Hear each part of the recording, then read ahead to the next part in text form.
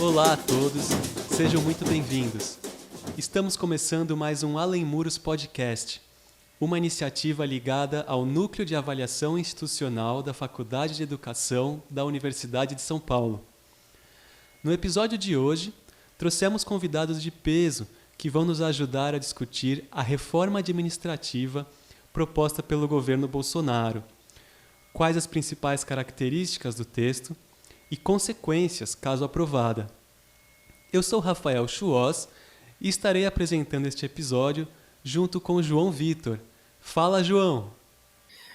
Bom, pessoal, hoje nossos convidados para fazer esse debate são a professora Elida Lança, que é diretora de escola na rede estadual de São Paulo, professora na Faculdade de Educação da USP e conselheira na POSP, e o Fausto Augusto Júnior, que é diretor do DIEESE. Bom, para a gente iniciar, eu acho legal a gente falar primeiro o que será que é isso, né? O que será que é essa reforma? E quais são as principais alterações que essa reforma, se aprovada, trará para o servidor e para a política pública da educação? Quem começa aqui? Você gostaria de começar, Fausto? Posso começar, não tem problema. Bem, primeiro, eu acho que agradecer o convite, a possibilidade de estar conversando com vocês, num tema bastante importante que a gente precisa fazer chegar ao conjunto da população, não só aos servidores. Quando a gente fala em reforma administrativa, é muito comum as pessoas pensarem que são as mudanças que acontecem dentro do Estado, da União ou dos municípios. Normalmente, quando um prefeito, um governador, um presidente da República assume o mandato, ele faz uma reforma administrativa, ele muda o nome dos ministérios, muda o nome das secretarias e etc. E isso está causando bastante confusão, porque muita gente está achando que mexer na reforma, a chamada reforma administrativa, é algo ali simples ou algo que está vinculado à proposta simplesmente de governo que o governo Bolsonaro tem. Mas, na verdade, o que nós estamos tramitando hoje, na famosa PEC 32, na verdade, é uma reforma de Estado. Ela muda a Constituição do Estado brasileiro como a gente conhece, ela reorganiza as relações do serviço público em geral e as formas como esse serviço público se relaciona com a sociedade e com a iniciativa privada. Eu acho que isso é bastante importante, é bastante significativo, é uma mudança muito, muito além do que uma mudança de ministério, de uma secretaria ou outra coisa. Bem, quais são as grandes bases, né, tentando ser bem rápido, as grandes bases dessa reforma? A primeira coisa é que ela coloca o Estado como um subsidiário ou complementar à iniciativa privada. Significa que o Estado brasileiro, ele só vai entrar nas diversas áreas da economia, inclusive nos direitos sociais, no provimento dos direitos sociais, quando a iniciativa privada não quiser ou não puder. E para isso, ele cria mecanismos que vão facilitar a relação de concessão e de relação do Estado para com a iniciativa privada. O pessoal aqui de São Paulo, principalmente do município de São Paulo, vai lembrar muito do PAS do prefeito Paulo Maluf. O prefeito Paulo Maluf, logo depois, né, enfim, quando sucede a prefeita Erundina, vamos lembrar que a prefeita Erundina foi quem consolidou a rede hospitalar municipal aqui no estado, ele transfere todos os próprios, inclusive os servidores, para a iniciativa privada. E depois, basicamente, joga os servidores que não quiseram ir para qualquer lugar dentro do espaço municipal. Bem, o que é uma parte da PEC 32 propõe fazer isso do ponto de vista constitucional para o Brasil inteiro. Você vai constitucionalizar um modelo do PAS, você cria vários mecanismos de concessão do Estado brasileiro, ou seja, inclusive dos próprios, podendo conceder, inclusive, transferência de servidor para a iniciativa privada, a partir de contratos de gestão, a partir de uma nova forma de relação entre setor público e setor privado. Então, só isso já é muita coisa.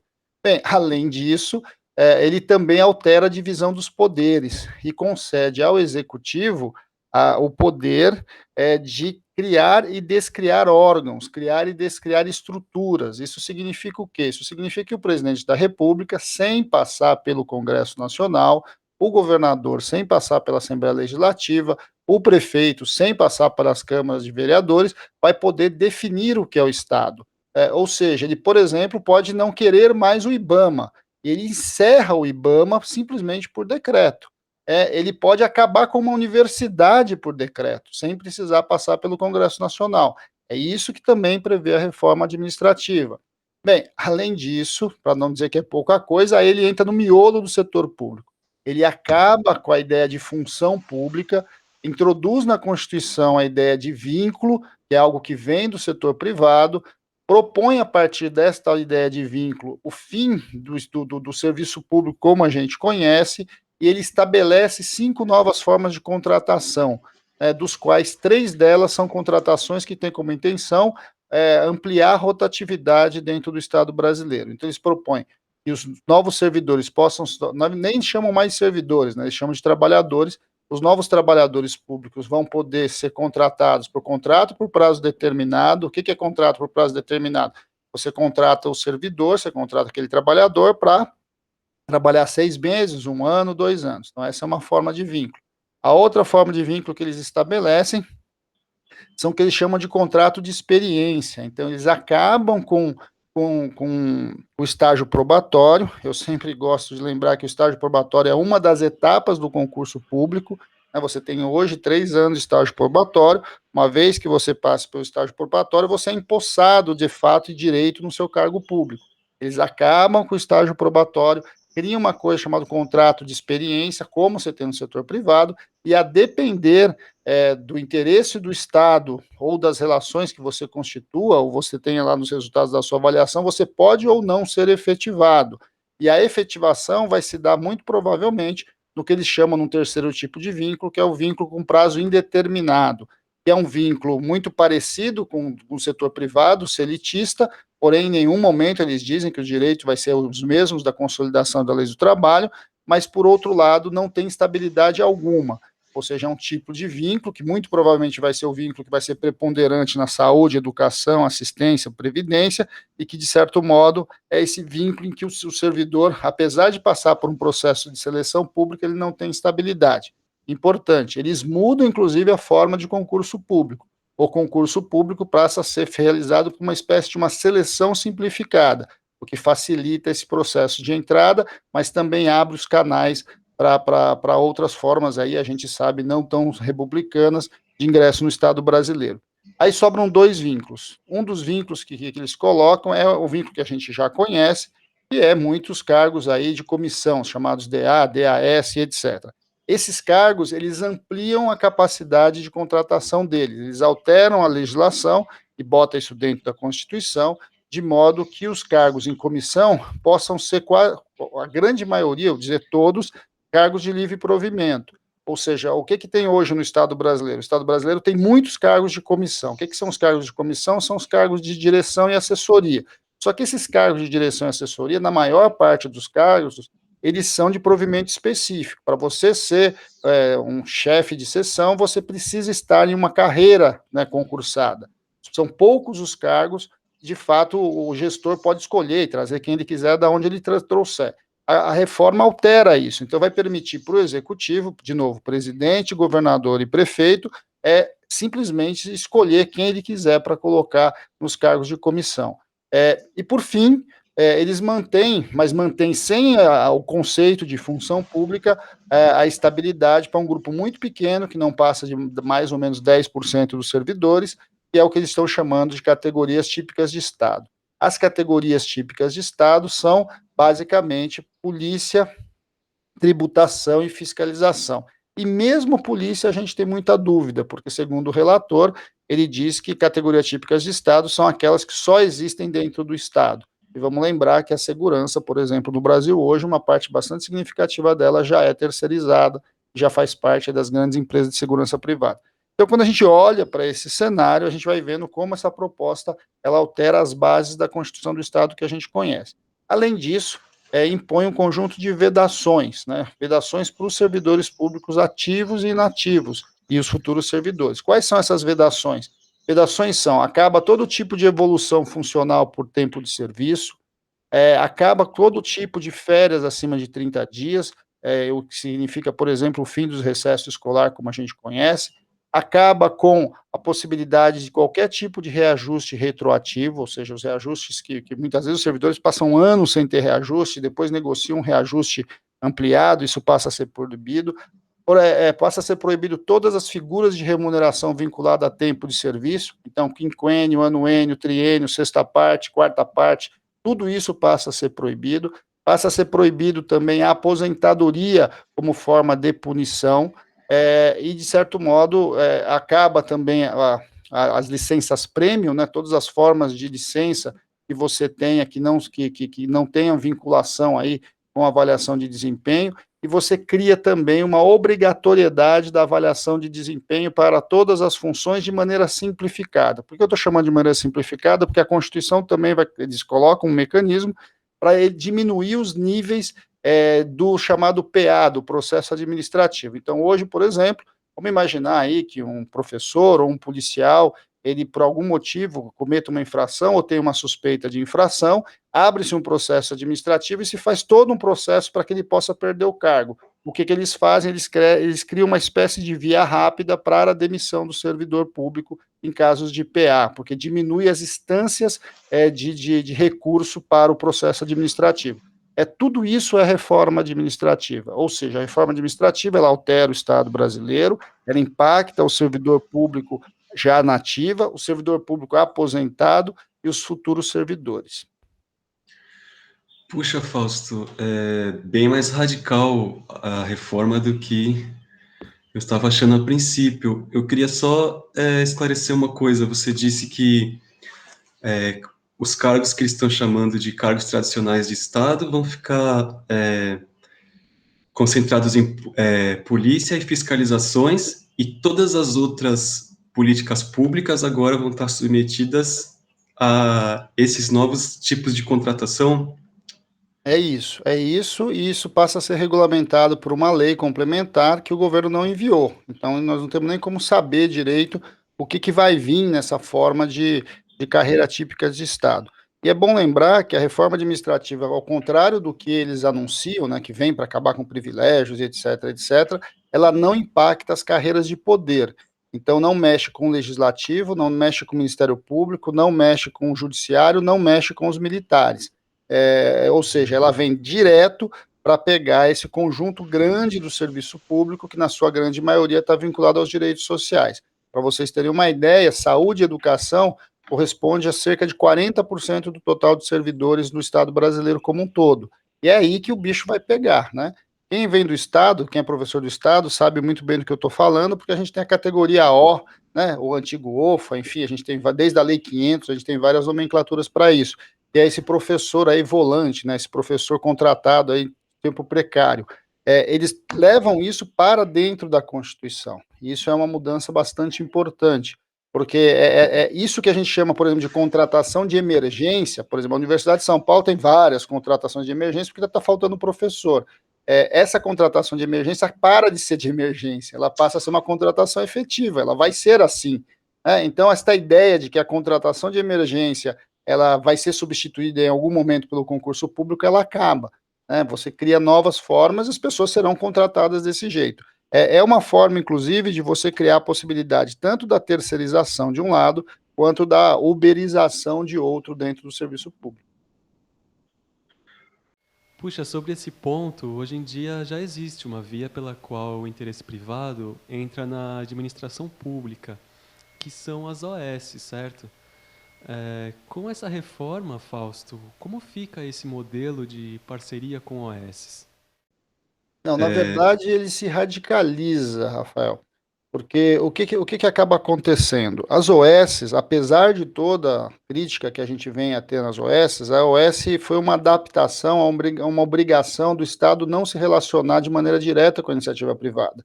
Tanto é que as OS são uma forma específica de organização social. Ela não está dentro do paradigma do direito privado.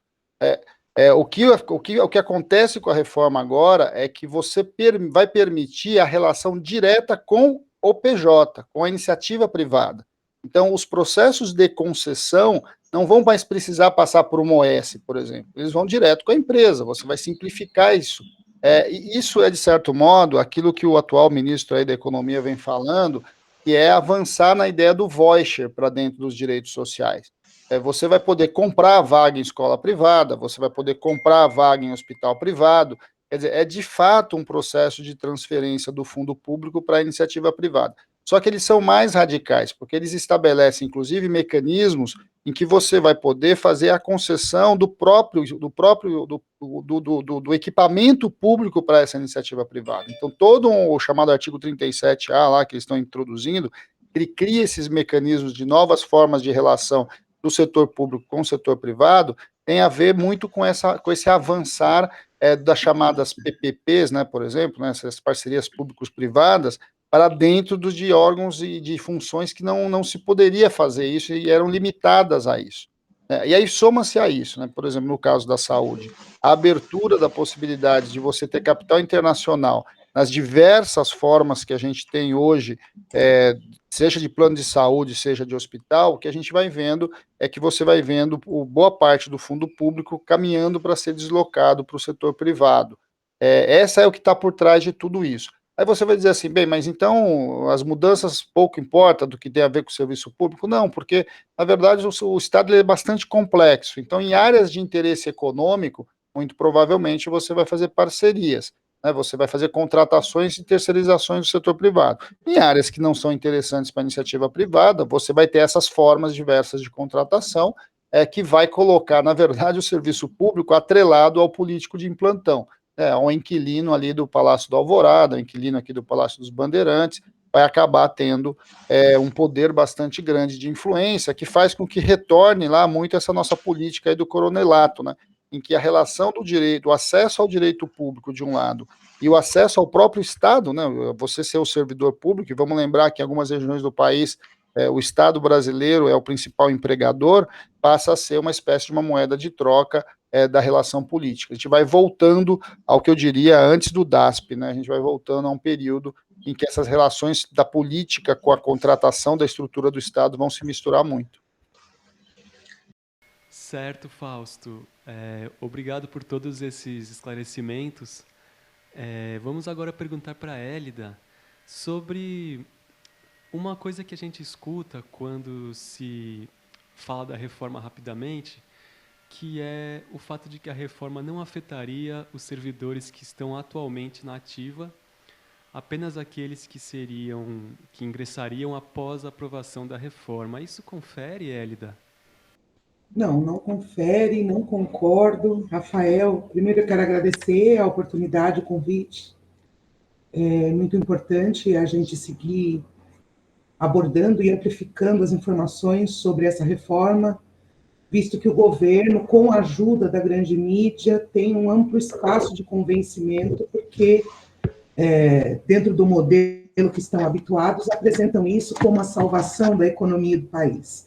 Então, isso, eu acho que antes de responder a tua pergunta, eu vou pedir licença para lembrar a todos os ouvintes que essa reforma, ela é importante, destruidora, avassaladora, mas ela não é a única, ela faz parte de um pacote de reformas que ali já em 2015, 2016, principalmente após o golpe, com a retirada da presidenta Dilma, essas reformas, porque eles chamam assim, embora a gente não concorde, né, elas passam a entrar na pauta econômica já com o governo Temer.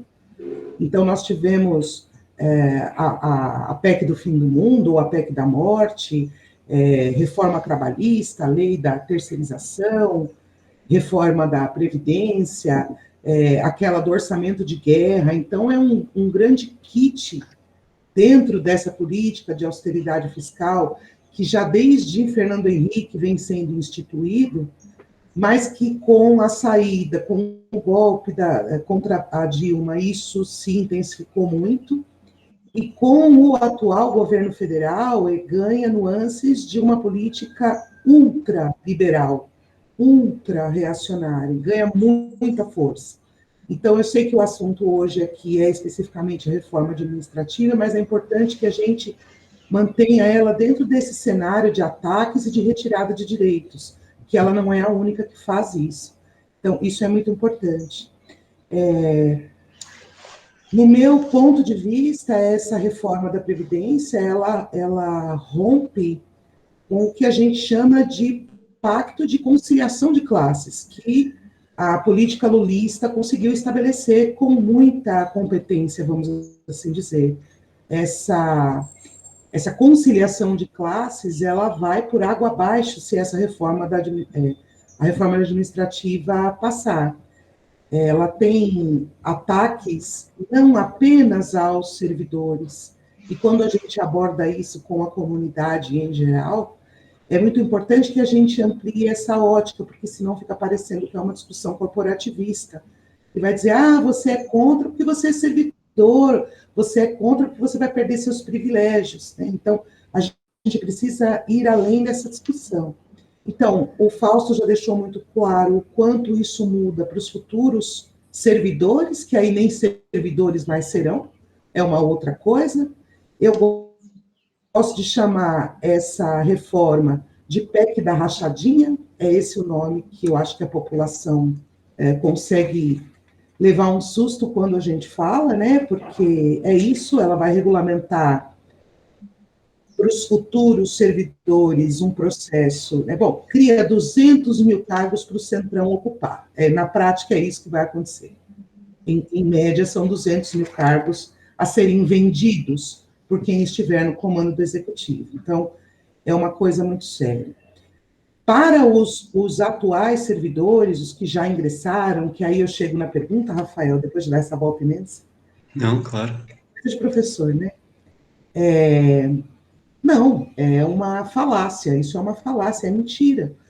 Os servidores de agora também sofrem ataques imediatos, com perdas de direitos que foram historicamente conquistados, a questão dos adicionais por tempo de serviço, os planos de carreira são derrubados, o ataque no âmbito salarial, que com a PEC da morte já houve um ataque, com a reforma vem outro, a dificuldade de instituir trabalhos na construção coletiva e democrática, porque a todo tempo a rotatividade vai ser muito maior, porque, como o Fausto disse, esse processo de entrada dos futuros colegas vai se dar por processos seletivos simplificados, e a proposta da reforma também diz o seguinte, eu tenho uma vaga para concurso, como eles chamam, só que hoje, atualmente, se você tem uma vaga, você faz um concurso e você chama o primeiro classificado e coloca ele lá.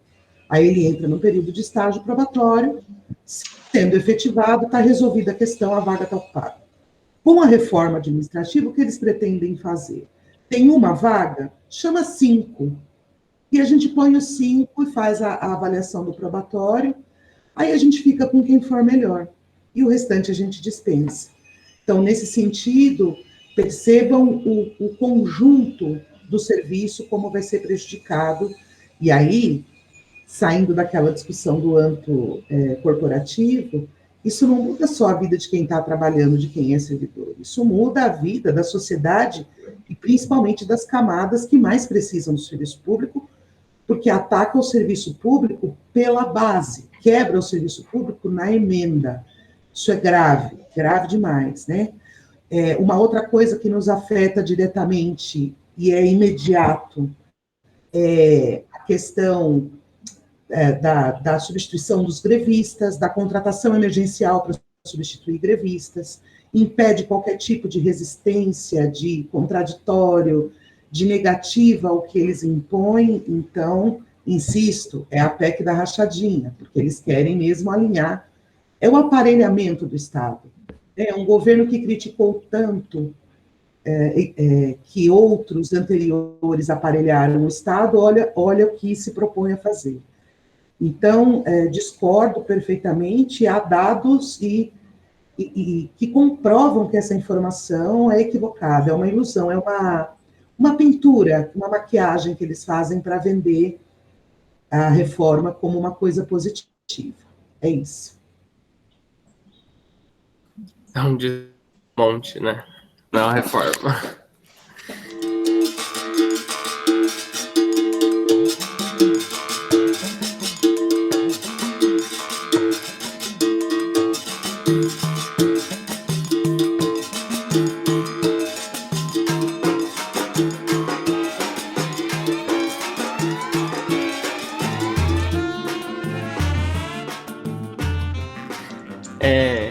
Hélida, nesse contexto de seleção simplificada e rotação de servidores, você acredita que isso seja um projeto de selecionar pessoas que partirem das mesmas ideologias? E se sim, no contexto escolar, se isso tem uma relação ou se assemelha com o projeto do Escola Sem Partido? Tem uma semelhança ideológica, se você for analisar por esse olhar mesmo político, de que é uma tentativa de aparelhamento para que os cargos de liderança, os cargos mais importantes, sejam ocupados apenas por pessoas que têm alinhamento ideológico com aqueles que estão no poder. E hoje sabemos que o Escola Sem Partido tem exatamente essa pretensão, que é propagar o partido e a ideologia que eles defendem, né? Então, nesse sentido, a intencionalidade política é exatamente a mesma. Não há nada que separe as duas coisas. Eles querem mesmo que todas as ações, todos os cargos estejam ali com pessoas de confiança, com pessoas que vão fazer exatamente aquilo que foi mandado. Nas escolas, a gente, em nível de Brasil, tem muitos exemplos disso, em regiões e redes diferentes, né? Existem ainda, principalmente nos municípios menores, redes em que os diretores de escola ainda seguem indicados pelos secretários da educação. E a gente sabe o quanto isso compromete o nível de protagonismo, de reflexão e de resistência até desses diretores, que além de se colocarem absolutamente subservientes aos mandos e desmandos de quem estiver acima, se vê na obrigação de fazer o mesmo com as pessoas que estão trabalhando na escola também. E, então, nos hospitais, em qualquer outro setor do serviço público, que uma chefia é nomeada dessa forma, esse problema já existe. E a gente sabe como é ruim. E a reforma administrativa vem com a intencionalidade de colocar isso como um modelo obrigatório, que todos esses cargos de chefia sejam ocupados dessa maneira. Então, é grave, é muito sério, porque aí eu insisto nesse discurso, de que não afeta só a vida do servidor, afeta a vida da sociedade de uma maneira geral, em uma proporção que a maioria das pessoas não tem o entendimento e a consciência do que vai acontecer.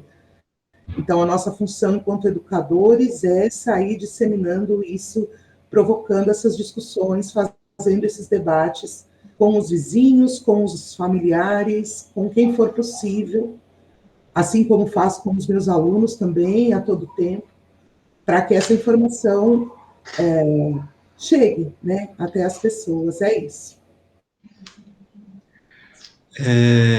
Fausto, na fala da Hélida, ela comentou dessa reforma como também uma certa continuidade de iniciativas que já foram sendo traçadas ali desde o governo Fernando Henrique, certo?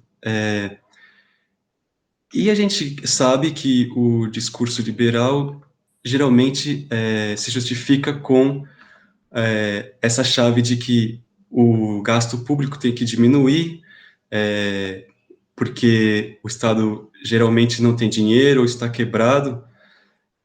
Você concorda que essa reforma deve os seus... ela só é possível por causa de portas que foram abertas desde aquele período? Tem variações bastante importantes, assim, quando o governo Fernando Henrique, ele é um governo que vem na esteira da Constituição de 88, então vários direitos, de alguma forma, começam a ser regulamentados um pouco antes, ali já no governo Itamar, por exemplo, o caso do SUS, e principalmente no governo Fernando Henrique. Então você tinha dentro do governo do PSDB, né, os dois mandatos do FHC, algumas contradições bastante importantes. Você tinha uma onda neoliberal muito forte espalhada pelo mundo, isso chegava no Brasil, era o momento da discussão do neoliberalismo no Brasil, mas, ao mesmo tempo, você tinha uma força que vinha da própria Constituição de 88, da sua luta e da sua regulamentação.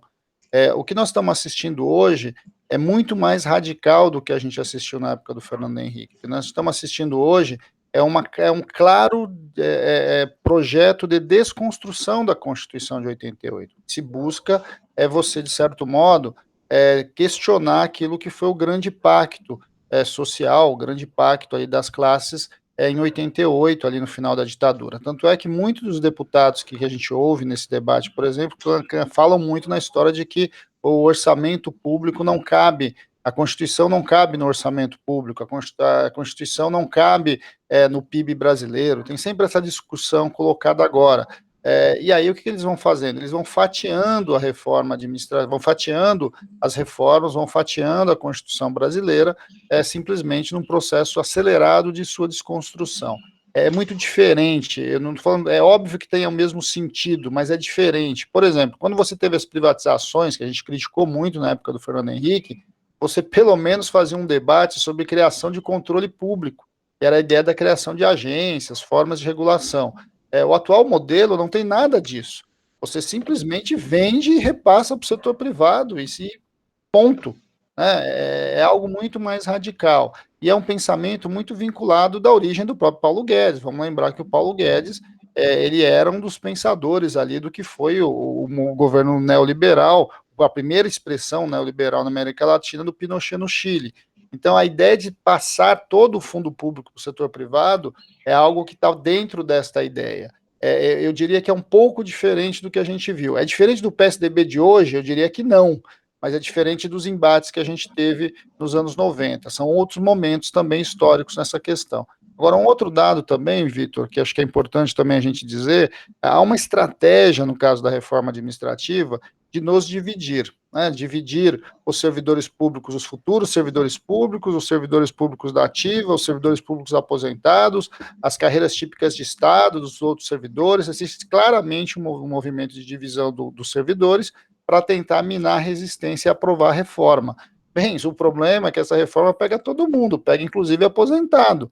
Porque o aposentado, depois dessa mudança da lógica de estruturação de carreira, perde a referência de paridade, né? Quando todos os novos servidores caminharem para ir para o regime geral de previdência, você vai desmantelar os regimes próprios de previdência.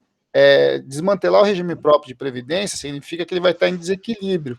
A reforma da previdência já garante que, em caso de desequilíbrio dos regimes próprios, você pode criar contribuições complementares para a previdência. A gente passou aqui em São Paulo recentemente por essa disputa aí do aumento da contribuição de 12% para 14%, mas havia a proposta de chegar a 21% com a contribuição complementar.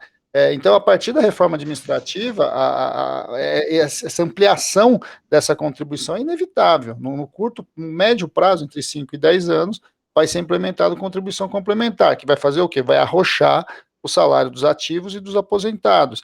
E, ao mesmo tempo, você vai criar carreiras que vão continuar dos antigos servidores paralelas ao novo Estado. E muito provavelmente você vai fazer o quê? Você vai congelar o salário dessas carreiras. É isso que está posto enquanto a ideia de reforma. Então, a reforma ela transcende muito esta ideia de que vai valer só para os novos. Essa é uma inverdade, uma vez que quando a gente pensa o direito administrativo, ele é todo vinculado, né? O Estado é muito diferente de quando a gente pensa no direito privado. No direito privado, a gente faz tudo menos aquilo que a lei proíbe.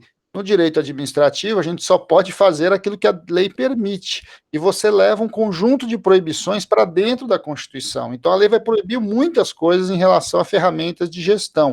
Inclusive, ferramentas democráticas de gestão vão acabar tendo dificuldades de ser operada a partir da reforma administrativa. Entendi. A população ela tem comprado o discurso de que a Constituição não cabe no orçamento. Apesar de esse discurso de falta de recursos não ser uma novidade, né? Mas como se tem conquistado Aí pergunto para a Hélida, mas Fausto, como você trouxe isso também, se quiser comentar, como que eles têm conquistado, formado a opinião pública acerca esse discurso batido e de que maneira talvez as pessoas pudessem compreender melhor como funciona o orçamento para que não caíssem nesse discurso, né? Obrigada, Rafael. Primeiro, a gente precisa aceitar o fato de que os caras são muito competentes e bons para implementar aquilo que eles consideram necessário.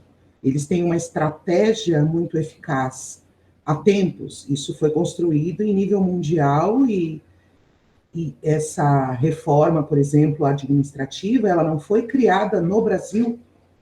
Ela faz parte de 2 documentos que o Banco Mundial soltou em 2017, se eu não me engano, e 15, alguma coisa assim. Então, é um modelo pronto que foi oferecido a vários países e o Brasil entrou aí nesse pacote.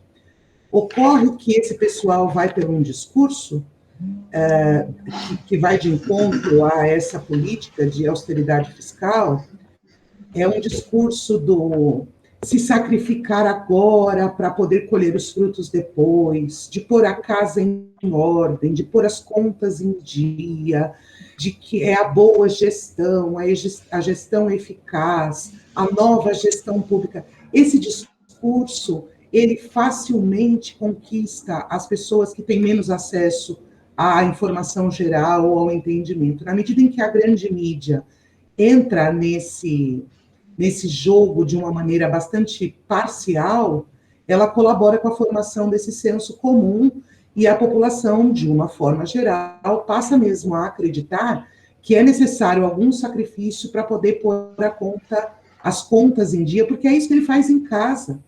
Ele sacrifica uma coisa ou outra para poder pôr as contas domésticas em dia. A questão, Rafael, é que essa falácia de que a reforma administrativa vai gerar diminuição de gastos aos cofres públicos, essa mentira já foi derrubada pelos números. O Fausto, com certeza, sabe apresentar isso de uma maneira muito melhor do que eu.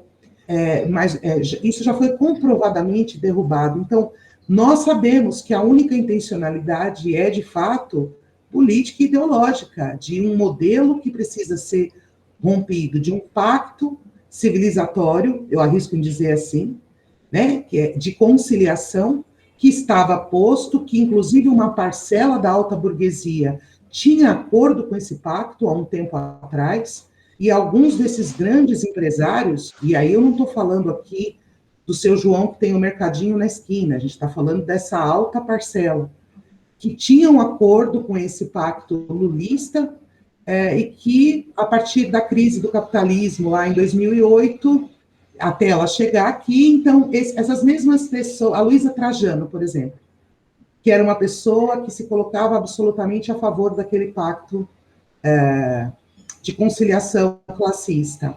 Hoje, ela defende as reformas. Então, a burguesia deixou de ter interesse naquele pacto, eles não querem mais. E eles vão fazer qualquer coisa e contar todas as mentiras que eles quiserem, e eles têm a mídia e nós temos a nós mesmos. Eu vou agradecer e passo para o Fausto complementar. Obrigada. Não, tem uma questão, né, Hélida, que o serviço público, né, os direitos sociais, ele sempre... O Brasil é um país muito grande, muito desigual e com muitas carências. E, inevitavelmente, o serviço público tem alta demanda, né? E vamos lembrar, né, toda vez que você melhora o serviço público, ele se retroalimenta de necessidades, né? Quando você implementa o saúde da família, por exemplo, muitas doenças que estão escondidas e que as pessoas morrem sem saber que estão doentes, elas aparecem, e essas pessoas vão ingressar no sistema. Então, a lógica do direito social é uma lógica que ela vai avançando no processo civilizatório e vai cobrando cada vez mais do Estado. E isso é uma normalidade. Quando a gente começou o debate da educação pública no Brasil, basicamente era o primário, né? Era ali as primeiras letras. Agora a gente chega até a universidade com o ensino público. Era basicamente ter aula. Hoje você tem todo um conjunto de direitos sociais que vem por dentro da escola. Então, os direitos sociais funcionam desse jeito. e funciona a partir de demandas reprimidas e de uma população muito carente. Quase 40% da renda das famílias vem de transferências do Estado, né, sejam de transferências diretas, sejam de transferências indiretas, ou seja, as pessoas precisam do Estado para continuar tendo uma vida mínima, né, razoável. Então, essas demandas são muito fortes. Como essas demandas são muito fortes, os problemas aparecem, né, e esses problemas são utilizados cotidianamente pela mídia para mostrar que o Estado é ineficiente e que a iniciativa privada é mais eficiente. Eu sempre gosto de usar como exemplo a própria rede do Estado de São Paulo. Eu desafio qualquer gestor de empresa a gerir uma rede que tem mais de 260 mil profissionais, né, com mais de 10 mil escolas espalhadas num espaço, num território como o território de São Paulo. E todos os dias as escolas abrem às 7 horas da manhã, funcionam, atendem milhares de alunos espalhados pelo estado nas mais diferentes condições, e com muita dificuldade, é óbvio, é uma rede muito grande, é muito difícil gerir tudo isso. Agora, e aí eles comparam isso com uma escola única de algum lugar, normalmente da elite, para dizer que aquela escola é melhor. Eles fazem isso com a saúde privada, a mesma coisa. Eles raramente comparam um hospital de ponta, né, um hospital das clínicas, por exemplo, com o Albert Einstein. Eles sempre comparam o Albert Einstein com o hospital do Mandaki. Né? Isso é uma lógica, isso não é uma lógica nova. O Nixon fez isso no processo de privatização da saúde nos Estados Unidos. Então, por quê? Porque, de fato, o que a gente está discutindo aqui é quanto desse recurso que a gente arrecada por meio de impostos, eles vão continuar indo para a população por meio do serviço público e por meio do servidor público, ou eles vão ser transferidos para a iniciativa privada. Como eles vão ser transferidos? Comprando serviço, é uma forma, ou simplesmente transferindo para você, cidadão, comprar o seu plano de saúde. Agora, vamos lembrar, né? Eu desafio qualquer pessoa a conseguir a saúde que o SUS dá por alguma coisa perto de não mais do que R$ 150 por mês por habitante. É isso que o SUS custa, na sua grande maioria. Se a gente for pegar a mesma coisa com educação, quer dizer, a quantidade de recursos que você coloca para saúde e educação é muito menor do que o setor privado cobra para qualquer escola muito ruim, ou qualquer plano de saúde muito ruim. Só que o conjunto da população não consegue ver isso, porque, vamos lembrar, a iniciativa privada tem uma coisa chamada publicidade. Ou seja, eles têm que vender os seus planos, eles têm que vender as suas escolas, e eles fazem muito bem. A publicidade é um negócio muito interessante, né? Ele funciona para vender ilusões para a gente. E o mundo real, ele é muito duro, né? Agora, eu insisto, né? O pobre sabe, gente. O pobre sabe. A população que depende do serviço público, ele não tem nenhuma expectativa de ter um plano de saúde ou de ter o seu filho na escola privada, ela de fato sabe o que está acontecendo. O problema é que os meios de comunicação, seja do ponto de vista dos seus donos, que é a elite, seja do ponto de vista dos seus operadores, é da classe média. E esta classe média é aquela que compra serviço. E como que você tem, de um lado, uma classe média que compra serviço e paga muito imposto no Brasil, essa coisa fica mais fácil de ser disseminada. E, de novo, né, junto com a reforma administrativa, está tramitando a reforma tributária. E qual que é a proposta da reforma tributária? É diminuir imposto. Diminuir imposto para quem? Para os mais ricos, de novo. E é nessa lógica que eles vão operando. Eles querem reduzir a nossa carga tributária dos 35% para 20%. Essa é a proposta final deles. O que significa ter um Estado mínimo, que significa ter o mínimo de serviço social. A ideia deles de direito social nada mais é do que retornar ao modelo de caridade antes da Constituição de 88. Essa é a proposta. Os mais pobres vão ter ações de caridade, que são ações focalizadas, e pronto. Agora, o resto compra-se no mercado, porque o que está por trás disso é a criação de um grande mercado vinculado aos direitos, que é saúde, educação e previdência. Vamos olhar que todas as reformas, de alguma forma, tocaram nessa possibilidade.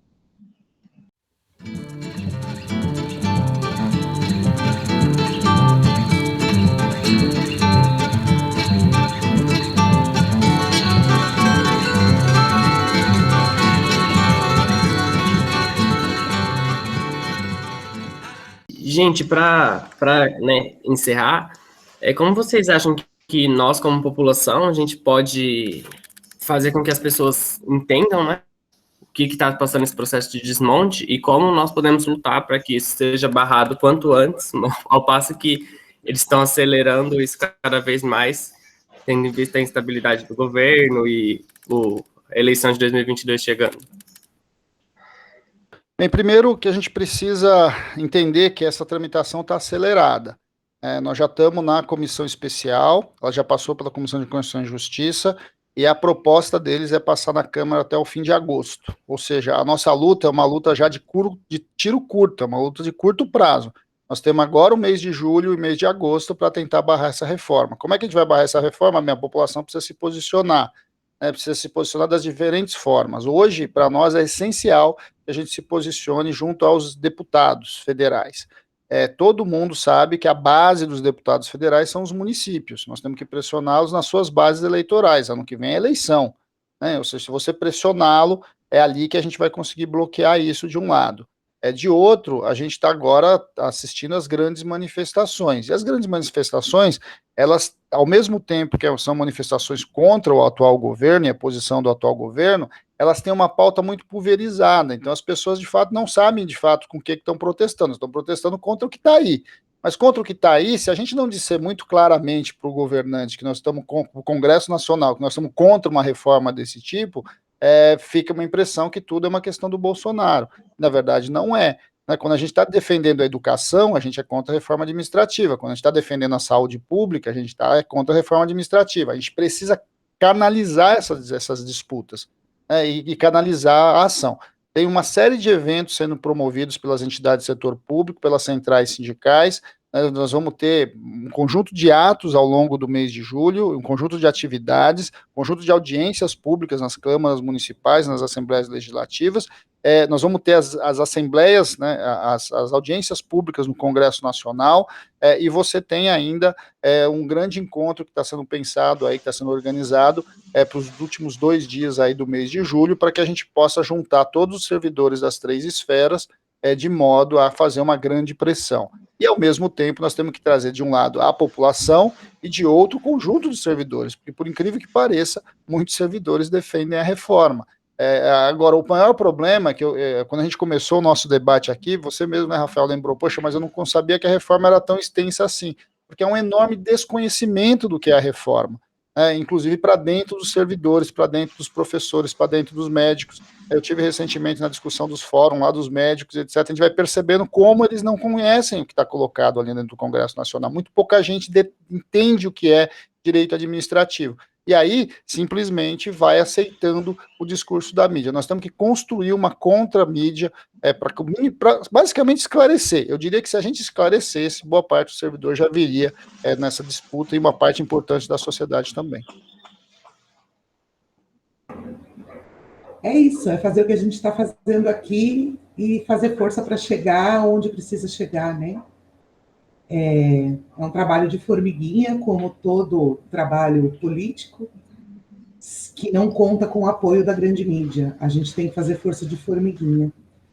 Eu acredito na possibilidade de derrotarmos, né? Se a gente conseguir alcançar de alguma maneira, como o Fausto disse, a base do legislativo. E aí, eu falo isso o tempo todo dos meus alunos, do quanto é importante, e que no Brasil a gente tem uma cultura eleitoral muito equivocada, em que as pessoas focalizam apenas nos chefes do executivo, né? E acabam nem se lembrando, muitas vezes, em quem votaram para deputado, para senador, e se não lembram é porque não cobram. Como vão cobrar se não lembram? Então, a gente precisa reverter e ampliar a conscientização das pessoas nesse entendimento da força do legislativo num momento como esse. Não apenas de hoje, mas de sempre, né? De como o legislativo pode destruir direitos sem fazer muita força. Vai depender muito de como a gente vai construir a resistência, e quando o Fausto aponta esse excesso de pautas que a gente leva às ruas, é isso, é porque a gente está sendo atacado de tantos lados diferentes que a gente não sabe nem contra o que se posiciona primeiro. E isso é uma estratégia deles também, porque eles sabem que isso dificulta a mobilização. Na medida em que você se vê recebendo tiros de todos os lados, você não sabe exatamente de qual você se protege primeiro. Então, eu acredito também na força da mobilização popular, ela é necessária, com um pouco mais de clareza com relação à reforma administrativa, porque me parece que essa é a pauta, a próxima, né? Agora, claro que aí eu nem estou considerando a questão da vacinação e tudo que também é tão urgente, as vidas, enfim. Mas não é um movimento fácil, mas ele é possível. Eu, como venho de organizações coletivas e sou professora, preciso acreditar na possibilidade de compreensão de quem ainda não compreendeu e na possibilidade de mobilização dos coletivos. Essa é a única saída que eu consigo enxergar e que a história nos mostra como possibilidade, não tem outro jeito. Eu vou pedir licença se eu puder aprofundar em alguns pontos que eu considero cruciais para a gente poder fazer o debate com as pessoas com as quais a gente vai conversar daqui para frente. Isso serve para nós e principalmente para quem está nos ouvindo, né? Porque eu disse na minha fala anterior que os números que eles apresentam são números mentirosos e isso já foi derrubado, né? Mas talvez a pessoa que está se aproximando do assunto agora não tenha clareza a respeito disso. Então, é importante a gente saber colaborar na construção desse conhecimento de quem a gente está conversando. Os defensores da reforma, eles alegam que o Brasil é um Estado inchado e que a quantidade de servidores públicos que temos no país é inadmissível e, portanto, precisa ser diminuída. Esse é o centro nevrálgico que eles apresentam aí nas estratégias de marketing e publicidade da reforma. Com qualquer pesquisa simples, e aí há uma série de locais em que esses números podem ser encontrados, o próprio DIEESE, o IPEA, enfim. Você, com qualquer pesquisa simples no Google, você vai encontrar o Brasil num ranking mundial com 12% apenas da população de servidores públicos, se eu não me engano, 12,1%. Há países, claro, com outro modelo econômico, que passam de 30%.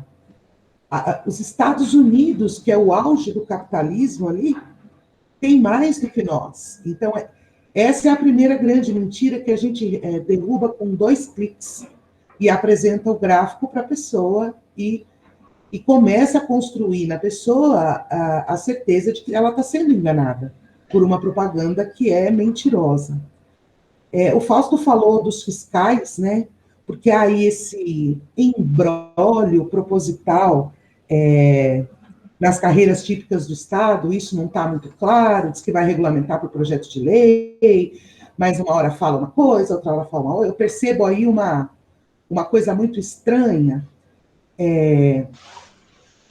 Eu quero só chamar a atenção, porque isso com um argumento para nós também é muito forte, a questão dos fiscais. A gente tem hoje um governo que não quer ser fiscalizado e também não quer que a iniciativa privada seja fiscalizada.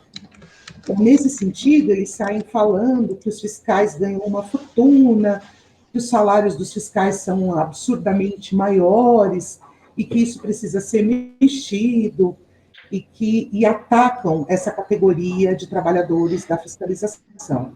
De fato, os fiscais têm salários acima da média da população, a gente não está negando isso. Mas o que eles conseguem recuperar ou impedir que o Estado seja assaltado também não é pouco.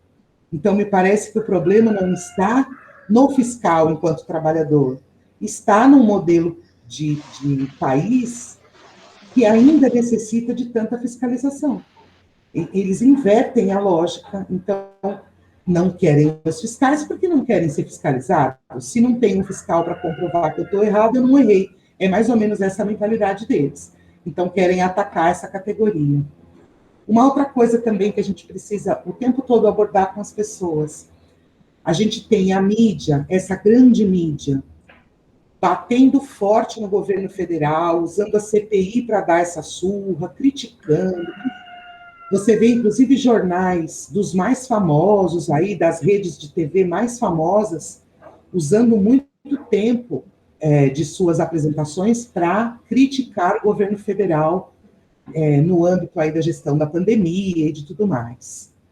Mas, ao mesmo tempo, essas mesmas agências de mídia, esses mesmos canais, apoiam cega e piamente a pauta reformista que corre no Legislativo. Então, eles combatem a postura do presidente, mas apoiam a pauta econômica do Guedes, e aí a gente pode usar o Chile como exemplo para conversar com as pessoas, em que esse modelo de reforma já foi instituído e que foi uma catástrofe. Eles já estão num processo de retorno, e que bom para eles, mas a gente não precisa fazer o mesmo caminho para depois ter uma trabalheira danada de retomar em cima de sangue e suor da classe trabalhadora. Não tem cabimento, né? A outra coisa que é importante também, eles falam muito que os servidores são marajás, que ganham muito, que têm uma vida boa, e que por isso os servidores precisam acabar com essa mamata e etc.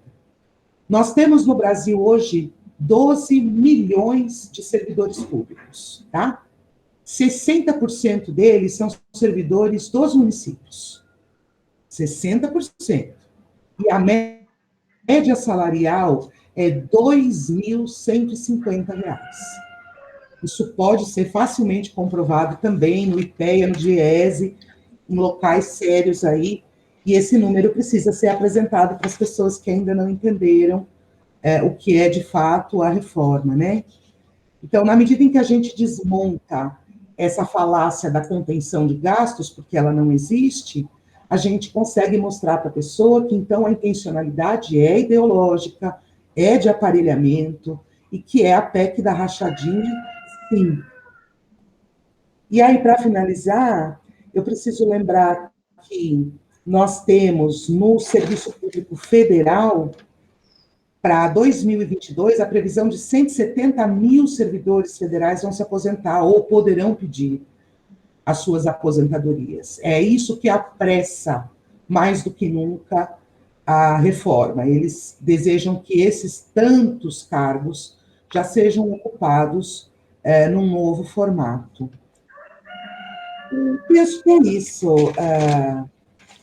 A gente precisa mesmo se posicionar, construir a resistência, e insisto que, para mim, a PEC da reforma, ela rompe com um pacto civilizatório, que é o pacto de conciliação de classe com o qual a gente vinha vivendo já há algum tempo. É isso. Se tiverem mais alguma pergunta, eu estou aqui. Não, tem toda a razão, Hélida. Realmente, como já vi outras pessoas comentarem, existe o risco de o bolsonarismo ficar mesmo sem Bolsonaro, né? Então, é preciso realmente articular essas críticas mais direcionadas à reforma mesmo, porque ela é do interesse mesmo de setores que estão criticando aí o atual executivo, né? Mas, bem, acho que a gente já pode ir encerrando, né? Eu gostaria de agradecer demais a presença da Hélida e do Fausto, nossos convidados. Só tivemos confiança de tratar desse assunto porque sabíamos que vocês iam fazer valer a pena. O podcast Além Muros também está no seu início, né?